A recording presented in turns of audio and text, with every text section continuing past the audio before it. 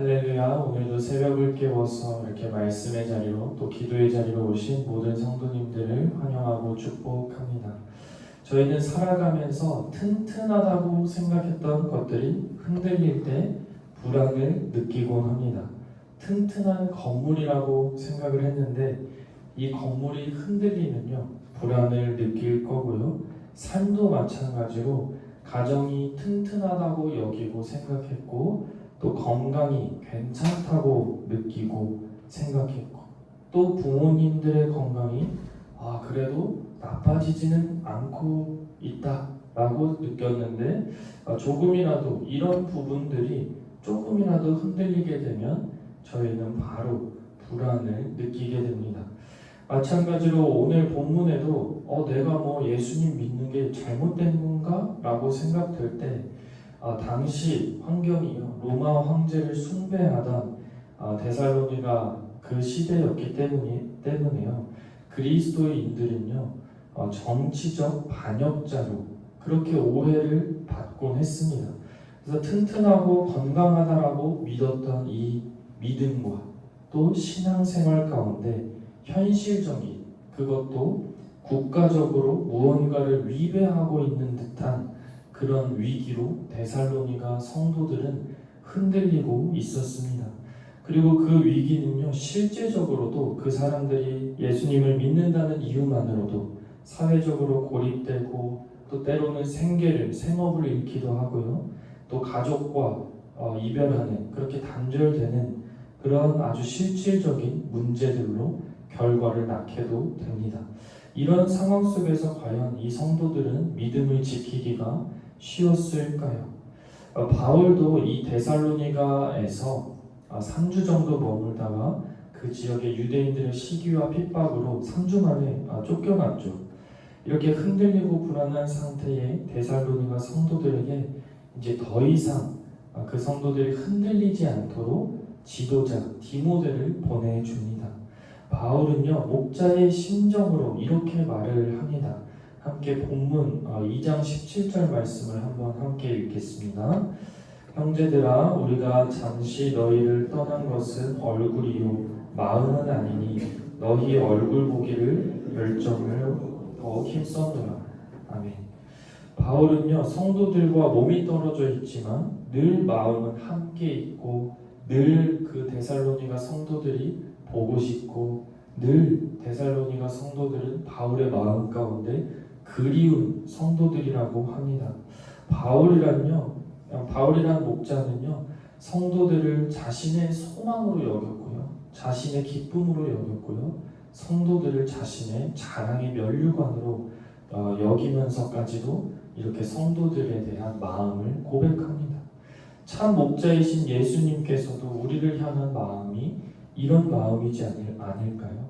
저희가 소망이고 저희가 기쁨이고 저희가 자랑의 면류관이라고 예수님께서도 그렇게 여기실 것 같습니다.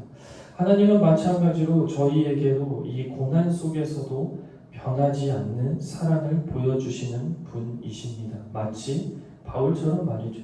하나님이 허락하신 고난 가운데 있던지 혹은 더 큰 리더로 쓰임받기 위해서 연단하시는 어떤 고난의 과정에 있던지 저희를 보면서 함께 탄식하며 함께 아파하며 함께 울어주고 또 그럼에도 변치 않는 사랑으로 늘 격려하시는 분이 바로 우리 아버지의 그 하나님이신 줄 믿습니다. 제가 아직 자녀를 키워보진 않았지만 저에게도 6살 차이 나는 동생이 있는데요. 동생이 사회로부터 부당한 대우를 받거나 또 혹은 관계 가운데 아픔과 상처로 신음하고 있으면요 형인 저도 마음이 아프고 같이 화가 날 때도 있고 또 때로는 동생이 견뎌내야만 그 일들을 견뎌내야만 또 더 넓은 아량을 가질 수 있다는 것을 알기 때문에 그저 옆에서 속으로 기도하고 응원할 수밖에 없었던 그런 날들도 있었습니다. 부모님의 입장에서도 똑같으시죠. 자녀들이 아파하면 또 연단의 과정에 있다면 말이죠. 마찬가지로 바울은요 목자로서 성도를 바라볼 때 이런 마음이었다는 거죠. 또 예수님이 제자들을 볼 때도 이런 마음이었고요. 하나님이 저희를 볼 때도 똑같습니다. 저희 담임 목사님과 또 부교육자들이 성도를 향한 마음도 똑같이 이 고난 속에서도 변치 않는 사랑으로 목양을 하고 있는데요. 정작 성도님들 서로의 관계나 혹은 가족의 관계에서는 어떠하신가요? 요즘은 과연 서로의 상처와 아픔에 대해서 같이 울어주고 같이 고민하고 같이 그 짐들을 나눠지는 그런 시대일까요? 오늘 바울의 사랑은요, 단순히 목자가 성도를 향한 어떤 리더가 팀원들을 향한 어떤 그런 사랑을 넘어서요, 바울은요 이렇게 권면을 합니다. 성도들 또한 서로의 버팀목이 되어주고 또 서로 사랑하는 공동체가 되어주며, 그래서 서로 슬플 때는 울어주며 또 기쁠 땐 기뻐해주는 그런 공동체가 되기를 바라는 것입니다. 이것이 성도의 교제이며 또 예수님의 변치 않는 그 사랑을 실천하는 제자된 그런 제자의 삶인 줄 믿습니다. 그 이후에요, 바울은요 데살로니가에 디모데를 보내줍니다.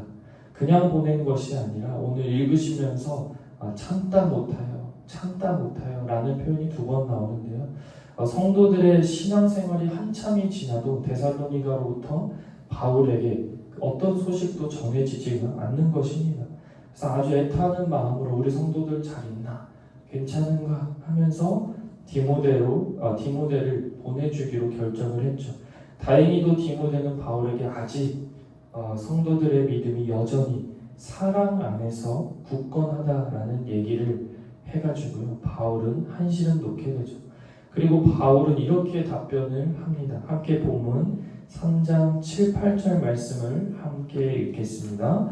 이러므로 형제들아, 우리가 모든 궁핍과 환난 가운데서 너희 믿음으로 말미암아 너희에게 위로를 받았노라.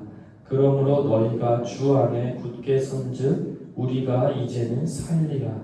아멘. 데살로니가 성도들은 흔들리는 이 위기 속에서, 흔들리는 실제 삶 속에서, 고난 속에서 어떻게 그 믿음을 지키고 어떻게 서로 사랑 안에서 굳건히 신앙생활을 이어갔을까요? 저희도 마찬가지죠. 직장에서 신앙을 지키기란 얼마나 어려우신가요?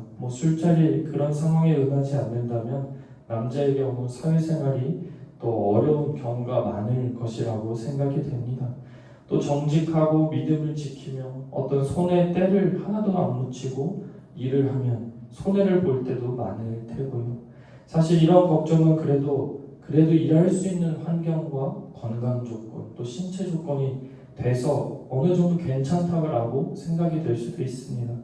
병상에서 홀로 시간을 보내며 그 긴 시간을 신앙을 지키는 시간들로 또 이렇게 보내시는 분들, 또 가정에서 배우자가 바빠서 독방 육아를 하면서 또 아내로서 남편으로서 신앙을 홀로이 지켜가는 분들, 또는 조금 더 과장을 더해서 하루 벌어서 하루를 살아갈 정도로 경제적 어려움이 있는 분들 등등, 이처럼 어떤 성경 당시에 지금으로부터 보면 종교의 자유가 있죠. 그래서 이 데살로니가 성도들이 겪었던 어떤 국가로부터 오는 박해와 핍박은 아니더라도 오늘날 우리의 신앙을 흔들 수 있는 박해들은 어떤 이런 세상의 환경들이 아닐까 생각이 됩니다. 그 안에서 신앙과 믿음을 지킬 수 있는 이유는요, 바로 하나님의 위로가 있기 때문이라는 것을 오늘 본문이 알려주고 있습니다.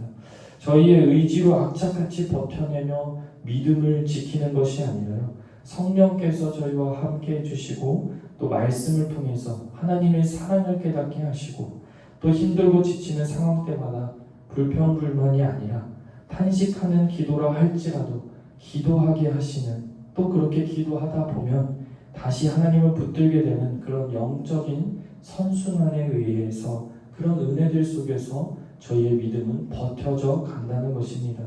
그리고 이런 척박하달까요? 아니면 고달프달까요? 이 힘든 인생의 연단 속에서 오히려 저희의 믿음은 날마다 정금같이 단단해지고 빛이 난다는 것입니다.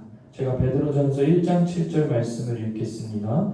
너희 믿음의 확실함은 불로 연단하여도 없어질 금보다 더 귀하여 예수 그리스도께서 나타나실 때에 칭찬과 영광과 존귀를 얻게 할 것이니라.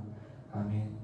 사랑하는 성도 여러분, 혹여나 여기 계신 분들 중에 영문을 모르겠는 문제들로 또 힘들어하고 계신 성도님들이 계신가요? 혹은 더욱 하나님께 크게 쓰임받기 위해서 연단의 과정으로 지치신 또 성도님들이 계신가요? 또 물리적으로나 사람의 힘으로나 해결할 수 없는 환경들 속에서 어두운 긴 터널을 걷고 계신 성도님들이 계신가요? 오늘 말씀을 기억하면 좋겠습니다. 목자는요, 양이 아프면 밤새도록 그 양을 돌볼 것입니다. 또 부모는 자녀가 신음하면요, 밤낮을 가리지 않고 함께 아파해 줄 것입니다.